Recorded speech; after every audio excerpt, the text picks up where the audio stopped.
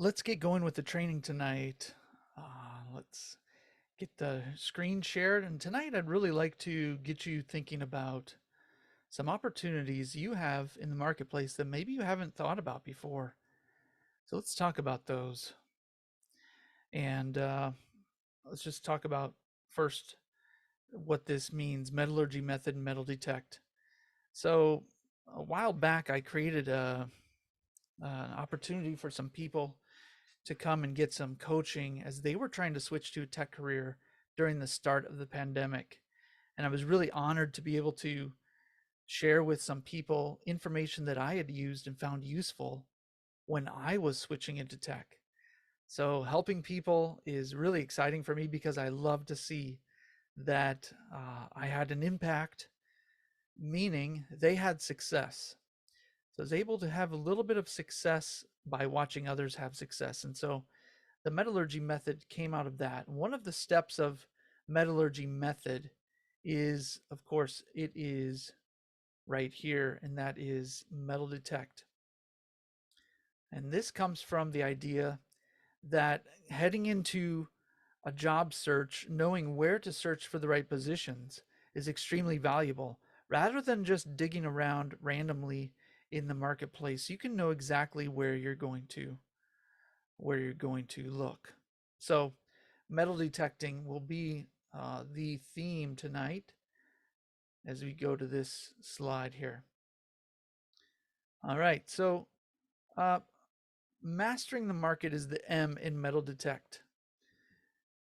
So one of the keys to mastering the market is taking interviews, and to get interviews, of course, you need to apply for jobs, and you can't just apply for 3 jobs. You need to stay consistent and keep applying to jobs, and of course, modifying whatever you have applied to so that you can be sure that you're staying in the hunt. But often people get discouraged. They need a reason, and maybe you need a reason to stay motivated and keep going. Here are some things to consider so you can keep going. There is a law I've shared about in other trainings called Price's Law, and the number of job applicants have increased at a high rate in tech competing for your job. But because of Price's Law, the number of people who get hired is increasing at a much lower rate. So the proof of production is very valuable, because while 1,000 people might apply to one position, 10 get hired because only 10 of them seem to match the expertise required. But the marketplace is constantly expanding and getting bigger and bigger, meaning so many more companies and so many more people, in some cases exponentially more people, are applying. And probably logarithmically, the number of companies are hiring. And that means it could be bad news if you have not honed your proof of production. Can you prove that you can produce and put out for your tech skill? Therefore, if you have expert skills and can present yourself in a way that proves it to the hiring manager, you will stand out more distinctly than ever before. In other words, you can maybe even achieve a senior level right off the bat. That would be very tough, but it's possible. I've seen where people have done this because of their age and experience in the marketplace, and not just their age and experience in a tech role. Let's think a little deeper. Because of the increasing number of applicants, it gets easier for real performers to stand out. It used to be there's 10 jobs out there with a certain role, and there are 15 applicants, and they're all about the same level because it's a new technology. Now, let's say you're in front-end development, for example, there are 1,000 jobs out there to get, and there are 200,000 applicants. And that is a tough market. So you've got to be proving that you can produce. However, the corollary is If you don't stand out and you become stale, stagnant from a lazy, unmeasured approach to your studies and projects, you will more easily be ignored than ever before. So you need to stay persistent in applying and taking interviews. But if you stay persistent and you haven't increased in your expertise and your production, proof of production, then you will get into a place of feeling down. You'll be aiming, you will not be metal detecting, using a metal detector in the market, so to speak. You will be randomly trying to get jobs and nobody really cares what you're doing. Here's the dirty secret. People who graduate from college still think they deserve a job when they've done nothing to prove their value. Maybe they've done a little bit. But guess what? That helps you if you're switching to a tech career in your 30s and 40s. You will automatically have a certain degree of I don't deserve it, humility. That maybe, I remember when I got out of college, I thought I should be getting a job. I thought I deserved one, perhaps, because I had a degree in music. I thought I could get a music job. I thought people should hire me, but no one really checked to see if I even went to college in music. But the same thing happens when people graduate from tech, a tech degree, comp sci or whatever it is. Get out of college and you expect probably to get a job, and you have a lot of pressure to pay back loans if you have them. You in your 30s and 40s, if you're that age like I was when I switched, you will not have that issue. The pressure is there, but all you need to do is think hard. You don't have to try to compete with people getting out of college, because there's a different level of humility that you might have that is going to cause you to be very, very careful in how you apply. So let's go on. As technology grows, so do the number of kinds of opportunities. iOS for iPhones and used to be iPads, now it's iPad OS, is an operating system that did not exist before 2007, but after it came Android OS and many others. AWS began as a website host only, but as of 2021, 3 years ago now, there were 305 services on AWS. Now, I'm guessing 400. So you'll see that technology grows, the ability to do things grows, so do the number of companies embracing the technology, so the number of jobs goes up. I would suggest you find a niche where there's a need. Blockchain, AI, cloud computing, cybersecurity, project management. Some of these are small but growing. AI. It's really tough to break into AI because you'll need a machine learning background. You had to be on top of that a few years ago to even get in the game. Blockchain, the same.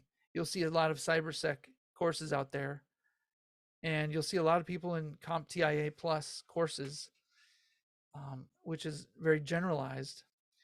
So many of these are small but growing, but getting your foot in the door with these jobs, while it's tough, it does say we maybe should look at a smaller niched industry to get in.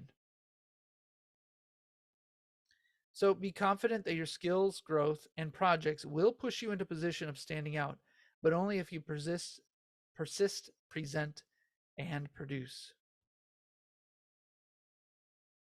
Here are some practical takeaways for you. And before I get there, let's talk about one more thing.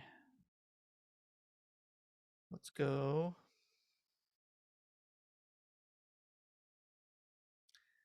Well, let's see if I can find my screen to share.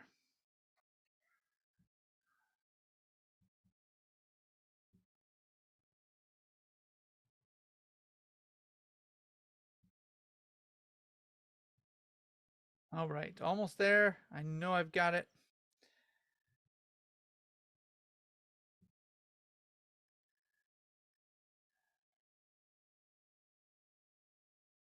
All right. So here is the place where these trainings go. So right now we've got a training for all with Brooks. You're watching the replay for this, or you're on it live, and this training will go in the main section here.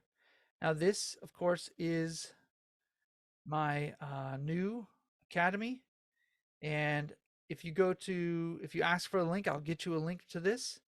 And we have 97 a month, and what you're going to get is, got to change that. It is 97.